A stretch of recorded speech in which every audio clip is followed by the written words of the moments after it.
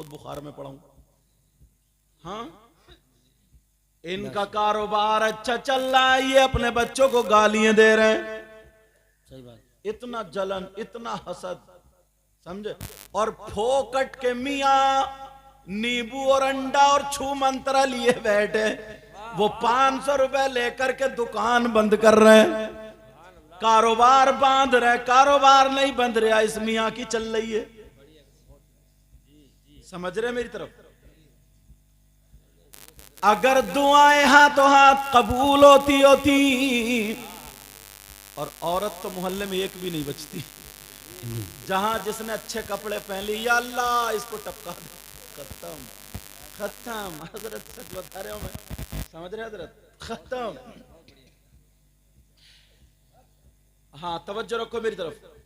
मगर सुनो, कुछ जगहें ऐसी भी हैं, आला हजरत ने लिखा, हिंदुस्तान में वो मकामात जहां पर दुआ कबूल होती है, एक मकाम बारगाहे गरीब नवाज भी है। सुभान अल्लाह। नारे तकबीर, नारे रिसालत, नारे गौसियत, मसलके आला हजरत हजरत अल्लामा मुफ्ती सैयद मुकीमुर रहमान साहब क़िबला, जश्न ईद मिलादुन नबी। हम चाहते हैं ना हमारी दुआएं कबूल होते हैं, आप भी चाहते हो दुआएं कबूल हो जाएं? बोलो चाहते हो नहीं चाहते हो? यही वजह है हम लोग अल्लाह वालों के पास जाते हैं, मज़ार शरीफ पे जाते हैं, और जाना भी चाहिए, मज़ार शरीफ पर जाना भी चाहिए। मगर ये भी सुनो, मर्दों का जाना जायज़ है, औरतों का जाना जायज़ नहीं है। मज़ार शरीफ पर औरतों का जाना जायज़, मगर ईमानदारी से बताइयो, तुम तो चले गए धान लगाने और ये अगरबत्ती लिए घूम रही है मज़ार में। ये क्या घूम रही है? अगरबत्ती, इसका भूत उतरता ही नहीं। कोई बात नहीं, जरूरत नहीं है। और ये अगरबत्ती के लिए घूम रही है, जरा मेरी तरफ तवज्जो करो। अभी मैं थोड़ा सेट कर रहा हूं। मज़ारात पर मर्दों का जाना जायज है। किसी अल्लाह वाले के करीब जाओ और मज़ार से 4 कदम पीछे हटो, सूरह बकर की शुरू आयत और आखिरी आयत पढ़ो, और अगर ये भी नहीं है, कुल अल्लाह शरीफ 11 मर्तबा पढ़ो, और पढ़ने के बाद उस अल्लाह वाले की रूह को सवाब पहुंचा दो, और उसका वास्ता दे करके अल्लाह से दुआ मांग लो। समझ रहे मेरी बात? लेकिन मर्दों के लिए है, औरतों के लिए नहीं। अब औरतें मज़ार पे नहीं जाएंगी तो क्या अल्लाह के वलियों से मोहब्बत नहीं करती? अल्लाह के वलियों के पास उनसे मदद नहीं मांग सकती? है तरीका, ये 5 वक्त की नमाज पढ़े, मज़ार पर ना जाए, बल्कि घर में मुसल्ला बिछाए, वहीं से बैठे बैठे पढ़ ले, किसी भी वली की रूह को पहुंचा दे, उस वली से मदद मांगे। अल्लाह ताला ने अपने वलियों को इतना पावर दिया है, तेरे घर पे मदद आ जाएगी। समझ रहे मेरी बात? लेकिन सुनो, मैं जो लाना चाह रहा हूं वो सुनो। फिर हम जहां पर भी जाते हैं, इतनी मर्तबा गए, बोलो हाथों हाथ दुआ कबूल हो गई, नहीं हुई। मगर प्यारे, आज एक बारगाह मैं बता दूं, जहां पर 100 के 100% दुआ कबूल। अगर ना हो तो मेरा दामन पकड़ लेना। और ये भी बात है, उस बारगाह में औरतों का जाना भी जायज। अब तो औरतें जहां जायज नहीं है, वहां तो ट्रालियों में भरे फिर रही है। एक गांव में कलियर को बस कर ली लोगों ने, बस कर ली तो आदमी कम और औरतें ज्यादा, सबके हार डाल के पहले बस को पूरे गांव में घुमाया, फिर कलियर शरीफ लेके गए, बस लौट गई, 3 औरतों की टांगे टूटी। हाँ? अरे जब औरत का जाना जायज नहीं। और सुनो ओ हजरत, और सुनो, तवज्जो रखो, एक बात और बता दूं, जितने जाते हैं ना, जितने, तो वो क्या कहते हैं, ड्राइवर से कुछ लड़के ना मन चले, वो कहते हैं ड्राइवर साहब जरा नई नई फिल्मों के गाने रख लियो जरा। रास्ते में एक भी नमाज नहीं पढ़ेगा और जागा रहा है गरीब नवाज में, जागा रहा साबिर पाक में, रास्ते में गाने सुनता हुआ जा रहा। और अब तो सबके यहाँ मोबाइल है, अपनी अपनी चल रही है, जो जिसकी मन में आ रही वो सुन रहा। कोई लेटा हुआ शेख चिल्ली को देख रहा है, जागा रहा कचौचा शरीफ। अजीब बात, दुआ मांगने जा रहे और शैतान को साथ लेके जा रहे। लेकिन मैं जो बता रहा हूं सुनो, अल्लाह वालों की बारगाह में दुआ कबूल होती है, जाना चाहिए, जाना चाहिए, जाना चाहिए। मगर एक बारगाह मैं भी बता दूं जहां पर 100 के 100% दुआ कबूल। बोलो जाओगे, जाओगे, मेरी मां और बहनों को भी इजाजत है, वहां पर जा सकती है। वो कौन सी बारगाह है, जरा कान खोल के सुन लो। आप सोच रहे होंगे मैं हिंदुस्तान के दूसरे कोने पे ले जाऊंगा, बंबई या कहीं मद्रास वगैरह ले जाके रखूंगा, नहीं नहीं, बल्कि सुनो वो बारगाह जहां पर 100 के 100% दुआ कबूल होती है, वो कोई और नहीं, वो तुम्हारी माँ और तुम्हारे बाप। वो माँ बाप है, माँ बाप की खिदमत कर लो। अगर माँ बाप राजी हो गए, माँ बाप का दामन पकड़ के दुआ करा लो लड़खड़ाते हुए हाथों से। अगर ये माँ बाप दुआ कर दे तो खुदा की कसम माँ बाप की दुआ रद्द नहीं हो सकती। इसलिए ये मैं नहीं कहता, कोई मौलाना नहीं कहते, कोई मुफ्ती साहब नहीं कहते, कोई पीर साहब नहीं कहते, ये नबियों के सरदार कहते हैं। नबी फरमाते हैं दुआउल वालिदैन अल औलादिहिमा का दुआ इन नबी अल उम्मतिही। नबी फरमाते हैं माँ बाप की दुआ औलाद के हक में ऐसी होती है जैसे मुझ मोहम्मद की दुआ मेरी उम्मत के हक में होती है।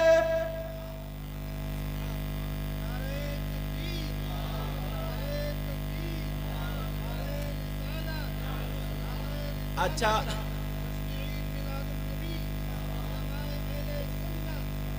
मुझे लगता अवाम में से किसी को नारा याद नहीं है।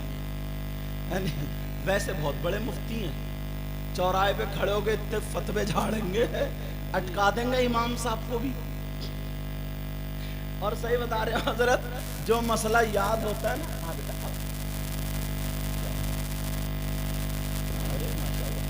और जो मसला इसे मोबाइल से या कहीं ना कहीं से पता चल गया ना, तो वो जाके इमाम साहब को टटोलेगा, देखो इमाम साहब कितने पानी में।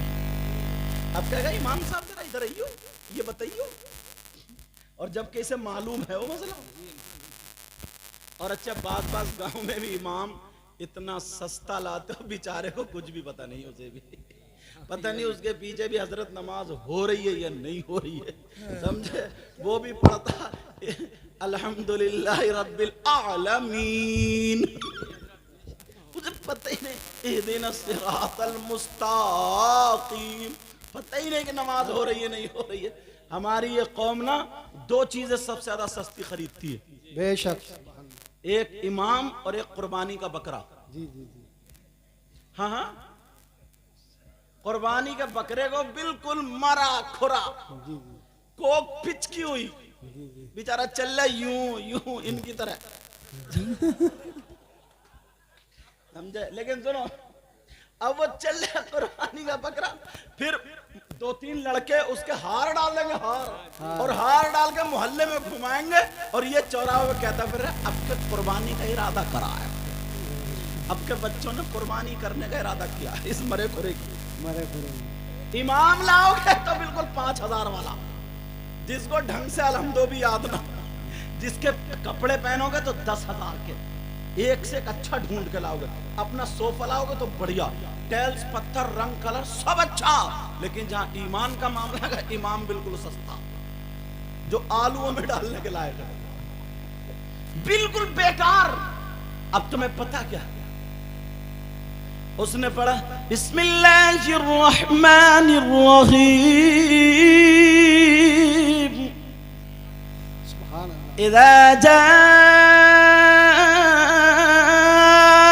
नस्रुल्लाह।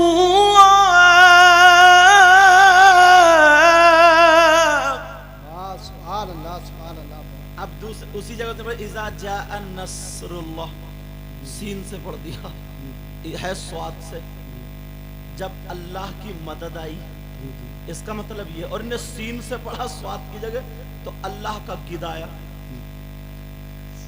सीन से माना गया गिद के, और वैसे माना बिगड़ गया, नमाज नहीं हुई। अब ना इमाम को पता ना तुम्हें पता। अरे कम से कम ऐसा इमाम लाओ, चाहे 15,000 में मिले, लेकिन नमाज क्लियर होती चली जाए। समझ रहे? उसे सारी चीज, ये इमाम साहब है, इस लायक है, ये उलमा है, ये सारे उलमा। एक जगह तो मुझे भी नमाज दोहरानी पड़ी थी, इत्तेफाक से पहुंच गया, उसने मुझे पहचाना नहीं, अपने कुर्ते टोपी में था, तो मैंने अपनी नमाज दोहराई। मैंने कहा इमाम साहब 10 सूरतें सही से याद कर लियो, समझे? मैंने कहा तुम अपनी तो लेकर डूब रहे हो, ये इनका हिसाब कहाँ से दोगे? तो बोले आप कौन है? मैंने कहा मेरा नाम मुकीमुर रहमान। अरे तभी आज जो बोले आप सैयद साहब है। मैंने कहा छोड़ो जो भी हूँ, पहले सूरतें याद करो। अरे ऐसे हालात। लेकिन मैं जो बता रहा हूं सुनो, चाहते हो तुम दुआएं कबूल हो जाए, नबी फरमाते हैं दुआ उल वालिदैन अल औलादिहिमा का दुआ इन नबी अल उम्मतिही। नबी फरमाते हैं माँ बाप की दुआ औलाद के हक में ऐसी होती है जैसे मुझ मोहम्मद की दुआ मेरी उम्मत के हक में होती है। सुभान अल्लाह, सुभान अल्लाह। आप औरतों को गलत समझते हैं, बास खातून ऐसी है, सही बता रहा हूं, ऐसी भी औरतें गुजरी हैं कि जो काबे को जब घर से कदम निकालती है तो काबा उनके दरवाजे पे आ गया। जी जी जी जी। ऐसी भी औरतें गुजरी हैं। एक लड़की, अल्लाह अगर इजाजत हो तो बताऊं? जी जी सुनना चाह रहे? जी। ये बच्ची हैं, आज शादियों में इन्होंने अपने हुलिये बदल लिए। पूरी दुनिया हम पे उंगली उठाती है क्योंकि हमारी बच्ची है। बोलो हमारी बच्ची है ना, जी जी। तो पूरी दुनिया हम पे उंगली उठाती है। और वो कमी इनकी नहीं है, वो कमी अब्बा और अम्मा की है। अब्बा इतना भोला है, इतना सीधा, इतना अच्छा, वैसे सीधा नहीं है, वैसे जिसका ले लिया उसका दिया ही नहीं, इसका दिया ही नहीं। हड़प कर गया, मार गया। समझे? एक हाजी जी थे, पेड़ लगाए थे बेचारे गरीब ने अपनी मेंढ पे, तो इन्होंने मेंढ अपनी धकिया को उसके खेत में कर दी, पेड़ अपने खेत में। अब झगड़ा डाले पड़ा ये हाजी गांव में, कह रहे हैं भाई हिसाब कर दो, जिसका खेत में पेड़ उसी के पेड़। अब वो कह रहे हैं साहब मैंने अपने खेत में लगाए थे, तो हाजी बोला मुझे क्या पता कैसे आ गए। कैसे आ गए? अरे चले गए, इस हाजी ने मेंढ धकिया दी। हाँ। लेकिन सुनो, तवज्जो रखना एक एक बात पर, गौर करना मेरी इस बात पर। एक ये जो माँ बाप ने ना क्या करा, ये माँ बाप की गलती है। ईमानदारी से बताओ, शादी और ब्याह में, ओ बेटा ओ बच्चों, स्टेज पे बिठा लूँ, स्टेज पे बिठा लूँगा अगर बोलोगे तो, और फिर 2 मिनट तकरीर कराऊंगा। तो जितने माँ बाप हैं शादी में होती, शादी में अब सबके, मेरी बच्ची तुम्हारी बच्ची, तुम्हारी बच्ची भी तो इस्लामी रिश्ते से मेरी बहन बेटी हुई, बोलो हुई नहीं? सबके दुपट्टे इधर, सबका पहनावा अलग। तो ये अब्बा आंखें बंद करके आया क्या शादी? इस अब्बा ने नहीं देखा, इस चच्चा ने नहीं देखा, ताऊ ने नहीं देखा, कोई टोकने वाला ही नहीं, यार कोई बोलने वाला ही नहीं, सारे लोग देख रहे हैं। और अम्मा ने नहीं देखा, अम्मा ने, और बास अम्मा तो खुद भालू बनी बड़ी, उसको तो छोड़ो, औलाद को तो छोड़ो, 40 साल की हो गई, बच्चे होशियार हैं, पता नहीं इसे कौन से कीड़े ने काट लिया। जी जी जी। बाल आगे को फैला के और मेकअप करके शादियों में जैसे ढोल घूम रहा, घूमती फिर रही है। जी जी। लेकिन मैं जो बता रहा हूं वो सुनो जरा, तवज्जो तवज्जो रखो, मेरी तरफ गौर करो। बाज लड़की ऐसी है जिसकी तारीख अगर सोने के हरफों से लिखी जाए ना तब भी कम है। जी जी अगर इजाजत हो तो एक लड़की की जिंदगी रखूं। जी। एक गांव था, जैसे तुम्हारा गांव ऐसे ही गांव था, बस्ती थी, गुर्बत का जमाना था,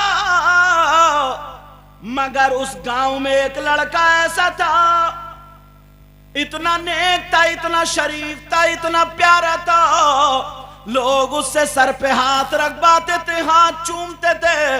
वो लड़का दुआएं करने दुकानों में जाता था, और अगर आग पड़ी है आग पे चल देता था, पांव नहीं जलते थे, हाथ से आग उठा के रख देता था, हाथ नहीं जलते।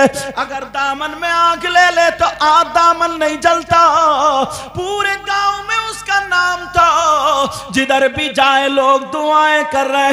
एक दिन उसका दोस्त आ गया और कहने लगा, भाई जरा बता, तेरे पास ये मामला कहां से आया, तूने कौन सा ऐसा काम किया, तेरे हाथ नहीं जलते, तेरे पांव नहीं जलते, तेरे कपड़े नहीं जलते, जो तू दुआ करता कबूल हो जाती है, बता कौन सा ऐसा काम किया। अब उस नौजवान की सुनो। वो नौजवान कहता है, ओ भाई मेरी जिंदगी एक लड़की ने बदल दी है, जिसकी वजह से मेरी जिंदगी बदल गई है। वो कहने लगा, क्या बात है? वो लड़का बोला, सुनो, पूरी बस्ती में सबसे बड़ा गुंडा मैं था, सबसे बड़ा डॉन मैं था, सबसे बड़ा लफंगा मैं था। मेरे पास 40-50 लोग रहते थे, गुंडे रहते थे, जिन्हें मैं शराबे पिलाता था, जिन्हें मैं तले हुए मुर्गे खिलाता था। उन 40-50 गुंडों के जरिए जिसे मैं चाहता था मरवा दिया करता था, जिसकी बेइज्जती चाहता था कर दिया करता था, जमीनें छीन लिया करता था, ना जाने कितनी लड़कियों की इज्जतें लूट ली। किसी की लड़की अच्छी लगी, घर से उठवा ली और बेइज्जती कर दी। आप समझ गए होंगे। वो गुंडा कहने लगा, सबसे बड़ा लफंगा मैं था, लोग मुझसे डर डर के चला करते थे, सारे लोग कांपा करते थे। मगर एक दिन सुबह सुबह मैं नहा करके जब घर से बाहर निकला तो मैंने देखा एक लड़की सामने से आ रही है, जो चादर ओढ़े हुए है। उसकी चादर से पेमत तो दिखाई दे रहे थे, मगर जिस्म दिखाई नहीं दे रहा था। उस लड़की का यहाँ से यहाँ तक चेहरा ढका हुआ था, यानी इतना पूरा जिस्म ढका हुआ था। बड़ी खूबसूरत लड़की थी। इस लड़के ने उस लड़की को आगे से घेर लिया। लड़की डर गई, लड़की कांप गई, लड़की थर्रा गई। लड़की ने जब देखा ये वही गुंडा है जिसने 50 लड़कियों की इज्जत लूट ली, 50 को गला घोट के मार दिया, ना जाने कितने लोगों के कपड़े उतार दिए, गरीबों को शमशान या कब्रिस्तान पहुंचा दिया। अल्लाह अल्लाह, वो लड़की दिल ही दिल में कह रही है, ऐ अल्लाह इस गुंडे से मेरी हिफाजत करना। लड़की डर गई, लड़की कांप गई, मगर इस गुंडे ने घेर लिया। कहने लगा, ओ लड़की, कहां से आ रही है, कहां जा रही है, कहां रहती है, तेरा घर कहां है, तेरा बाप कौन है, तेरा भाई कौन है, तेरी मां कहां, तेरा घर किधर है, बोल तेरा बायोडाटा क्या है। अब वो लड़की कांप गई, कहने लगी, ओ भाई मुझे माफ कर दे, मैं तेरी ही बस्ती में रहती हूँ, मैं तेरे ही गांव में रहती हूँ, मेरा घर उधर है, टूटा फूटा छप्पर है, कच्चा घर है। ओ भाई सुन ले, न मेरी माँ है, न मेरा बाप है, न मेरा भाई है, न मेरी बहन है, कोई नहीं है। हाँ हाँ मेरी शादी हो गई है, मेरे छोटे छोटे 3 बच्चे हैं और मेरे शौहर का इंतकाल हो गया, वो बच्चों को मैं पाल रही हूँ। दूसरी औरतों के घर मजदूरी करने जाती हूँ, दूसरी औरतों के यहाँ पर मैं कपड़े धोने जाती हूँ, झाड़ू पोछा करने जाती हूँ। उनके यहाँ से जो मजदूरी मिलती है